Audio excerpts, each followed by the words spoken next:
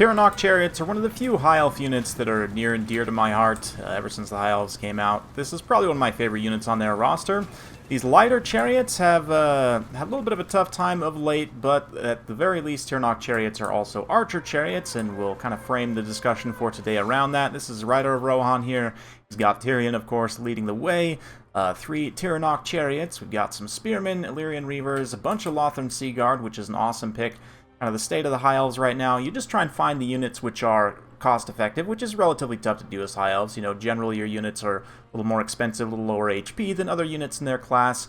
But Lothern Seaguard are one of those units that can consistently pay for themselves in a variety of different ways, so I really like the 5 Seaguards. We've got some Reavers, and yeah, more Reavers supporting here. Loremaster of Hoeth for a caster. Up against Malekith and the Dark Elves, very thematic. We've got a couple of Cold One Knights, 4 Dark Shards, 3 Sad Swords, a couple of Fierce Spears, a couple Scourge Runner Chariots as well. And as purely as ranged, the Scourge Runner Chariots are better at ranged, obviously. They have anti-large armor piercing missiles, 2 shots per volley, 40 bonus versus large on those. We come in and compare here to the Tiranoc Chariots. Tiranoc Chariots do have magic damage, which is kind of interesting, but they have non-armor piercing bows, 3 shots per volley, 10 armor piercing damage, 16 base missile damage. Not bad AP, certainly. 165 range is also very long range for any skirmish unit. Can outrange even most bow cavalry at that rate. But yeah, so far so good. Both players kind of squaring up in this map. I forget the name, Lightskirt Ford or something. But anyway, Rider Rohan going to use the Tiranoc Chariots very aggressively here. Just go for a hit and run. 55 charge and 40 weapon strength is better baseline than the Scourge Runner Chariots. Of course, Scourge Runners will get that Murderous Prowess proc at some point, boosting their charge bonus up higher. But yeah, the weapon strength here, or at least charge bonus, 55 charge in terms of weapon strength, 11 with 8 anti-infantry as Tyrion kind of gets a little bit caught up on these Cold One Knights. Cold One Knights overcommit somewhat, though, and they're going to get mad focused by the Lothern Seaguard here while the Chariots continue. Tiranocs continue to break up this advance here. Tyrion's taking a significant amount of damage, though, and Malekith also comes in, stand your ground popped, to help those Cold One Knights try and defend a little bit against this counterpunch, and yeah, Tyrion takes a lot of damage. Thankfully, he's got his Heart of Averlorn proc. Soul Stealer going to be cast here. It does catch the cavalry, but the Chariots get loose. In the back line, you can see the Slaanesha's Harvesters respond. They're going to wheel on over. The Tiranoc Chariots will move away. One of them has taken quite a bit of damage and been routed off, but the other 2 still operational. We've got these Reavers up and around as well, can start collapsing here. Draw off those Slaanesha's Harvesters. Of course, the magic bows actually will do some pretty decent damage to the Slaanesha's Harvesters as we kind of watch them do a little bit of a drive-by here. You'll notice that the damage when they do hit the Slaanesha's Harvesters is good enough. I mean, it's not amazing, but it's a little chip damage over the course of a long battle, and certainly if all 3 of them were to focus Slaanesha's Harvesters, they could probably whittle them down relatively quickly. But here, just absolutely bunker-busting all of these Dark Shards. It's going to be a relatively quick one as the center engagement, once the Cold One Knights are routed off, definitely turns around. The Loremaster comes in. Tyrion, you know, with his Heart of Averlorn proc, still perfectly healthy. And Malekith now just getting absolutely collapsed by everything. Pinned in place by the Chariots, so Tyrion can finish him off. And it's looking pretty grim bones for the Dark Elves. They really haven't had time to utilize the ammo on these Scourge Runner Chariots. They still have quite a bit of ammunition left, whereas the Tiranocs have managed to dump out most of their ammo. Definitely kind of as skirmish chariots, the Scourge Runners, as I mentioned, are better. 150 range, a little bit shorter range, but just much more offensive power. But, I mean, 80 armor on both. We'll have to compare the HP after the fact with the base HP, but here with the Murderous Prowess up to 50 charge, so even still not as good as the 55 of the Tiranocs. Same weapon strength, I would imagine. But yeah, we'll just get in close for a little bit more cinematics. As you can see, the Tiranocs noping out on the Slaanesha's Harvesters, who, again, just kind of commit in this shallow water area to charging into a bunch of archers and get full-on Last Samurai. I guess it's not full Last Samurai, because it's not actually gunpowder, but what would you call this? Cresside? That's not the right battle I'm thinking of. Agincourted? I think that's more appropriate. Oh yeah. brutal damage on those Slaanesha's Harvesters, who definitely deserve it. I mean, let's not kid ourselves. It is Dark Elves we're talking about here.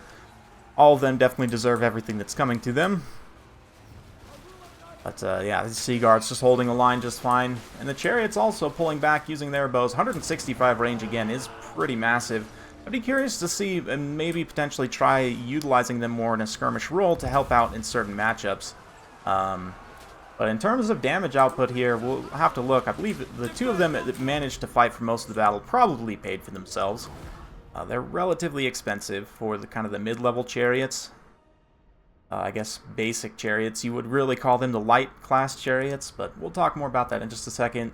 For Tyrion, not too much value, but tanked a lot of damage initially, which then allowed the Sea Guards to pour in the arrows and just completely wreck these two Cold One Knights, which did not get their value back. We're going to be pretty important here. All the Sea Guards paid for themselves, and that's one of the reasons why, 5 Sea Guards is probably going to be the basis for a lot of multiplayer high elf builds these days, just because it's one of the few units, again, that you can reliably pay for itself, given good micro and everything, and just a really good unique unit as well for the high elves. So, yeah, for Tyrion, not so great. But the Tiranocs here, the one that got routed, did okay. It did come back in the late game and get a little bit of value, but the other two pretty much paid for themselves. And keeping all their models online, a little bit of healing sustained from the Lore Master as well, throwing out those Earthbloods. Yeah, pretty fun stuff. Definitely ransacked all of these Dark Shards who did not get their value back either. Same thing with the Sad Swords, very sad indeed. One of them did okay, but one of the reasons why a lot of the time you'll see people in multiplayer just bring like a line of 5 spears rather than mixing Spearmen and Swordsmen, because you can just get charged in the face sometimes by a big, offensive push, especially when you're not expecting it, and when your counterpunch here has been dealt with already, it's a pretty rough time. So, apologies, had to sneeze there real quick. I managed to mute my mic in time. So anyway, let's go ahead and just compare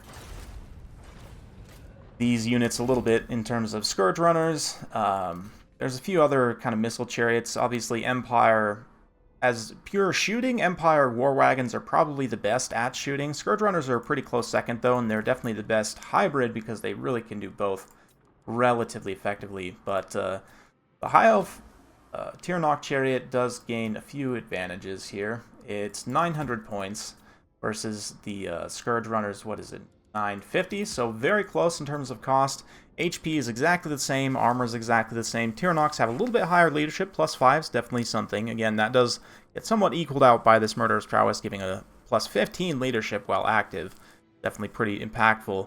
The Tiranoc Chariot's slightly lower base stats, slightly lower base attack and defense stats, but Martial Prowess does bump that up a little bit. Again, that's kind of equaled out more or less by the Murderous Prowess, but the charge, which of course is very important for Chariots, much better on the Tiranocs. Yeah, it says they have more ammunition on paper, but because they have more shots per volley, as we saw there, they go through it quite a bit faster. Missile damage advantage definitely goes to the Scourge Runners with their AP anti-large, but slight ranged advantage for the Tiranoc Chariots. Yeah, +15 charge, considering Chariots are, meant to charge. We know from my Chariot video, ABCs always be charging. You want to be taking advantage of charge bonus, and +15, even with the Murderous Prowess, does not make up for that difference. So pretty impactful. Does mean that the Tiranocs are going to be that much, little bit better in melee. Now the shooting attack definitely a little bit of a tougher situation. And Chariots in general, the lighter class Chariots against certain factions are going to be tricky to use. Against factions which have lighter infantry, so that's going to be basically any elves or humans. Some types of like skinks and ungors, some of the lower tier goblins, for example, the factions that kind of have mixed. But keep in mind, like orcs, saurus, gores, maybe not so much, but bestigors maybe. Those higher mass units of infantry, the Chariot's not going to work so well against, right? So like I was thinking maybe you could try and even them out. Use them to even out a Greenskins skirmish fight, because Greenskins are very likely to bring, a whole host of skirmish cavalry. Probably 5 at the very least. And I was thinking maybe you have the Tiranoc Chariots try and contribute somewhat to that, but even still, like, the longer range definitely gives you an advantage. You're going to have to stay on top of your micro, though. The Tiranoc Chariots are faster than the Spider Rider archers. Once they get poisoned, maybe not. And then, of course, Wolf Rider archers are faster as well, so they kind of can swarm you a little bit there. The armor might help a little bit, but 80 armor is not that much, and also only 3,600 HP. I mean, They have a decent amount of HP per model, and maybe you can get some healing sustain on them as well, but still might not be the most efficient trade. I don't know, their missile damage output's probably just not good enough. Speaking of missile chariots, one of the cheapest and actually very good unit in this class, Goblin Wolf Chariots, you can see their missile damage is actually higher, over 10 seconds, on paper at least, 19.3, 2 projectiles, 2 shots per volley. So what that means is it uses 2 ammunition per volley, but actually each projectile is doubled, so that's what, actually 4 shots per volley? It's kind of weird how that's represented, but anyway. So it's just more shots per volley. The AP damage is quite a bit lower, though. You can see per shot, 10 AP per shot on the Tiranoc Chariots is definitely not bad at all. The Goblin Wolf Chariots do have the advantage of being much, much cheaper. Only 115 range, but, I mean, they're, yeah, just dirt cheap. And they have more unit models as well. 6 unit models, which is somewhat unique for, yeah, or chariot units. I mean, really, talk about archer chariots. Tomb Kings also have the option to basically more or less take an archer upgrade on their chariot, which is a little bit more expensive, $950. I guess it's right within this price range as well. But look, again, 140 range. The missile strength on these guys is significantly lower, but 9 unit models. I mean, really, if you're going to take Tomb King's chariots, you might as well just take the basic version. I really don't think it's worth 150 points to buy that skirmish upgrade, but maybe you take it in certain niche situations. But anyway, yeah, let me know what you guys think in the comments down below, though. I mean, of course, as I said, Scourge Runners are probably overall the best of this kind of archer skirmish chariot class. War Wagons have the best damage output. Didn't really touch on them too much, but their missile damage is kind of insane. You know, all things considered for this unit classification. Tiranocs are in an interesting place where I feel like their bow attack could even be a little bit stronger, and that would make them quite a bit better. Right now, they're decent, I would say, against factions which you can use the lighter chariots against, like Empire, I would say, potentially Bretonnia, maybe, if you can avoid heavy cavalry. Against Dark Elves, Wood Elves, probably, again, if you can avoid skirmish, counter skirmish, which is certainly easier for the Dark Elves than for the Wood Elves, but that magic damage could come in handy against their physical resistance cavalry. Anyway, rambled on long enough for this one. Hopefully you guys enjoyed. If you like this sort of content, be sure to like, subscribe, hit that bell notification. Every time I upload a new video, you'll be notified. Thanks again. We'll see you next time.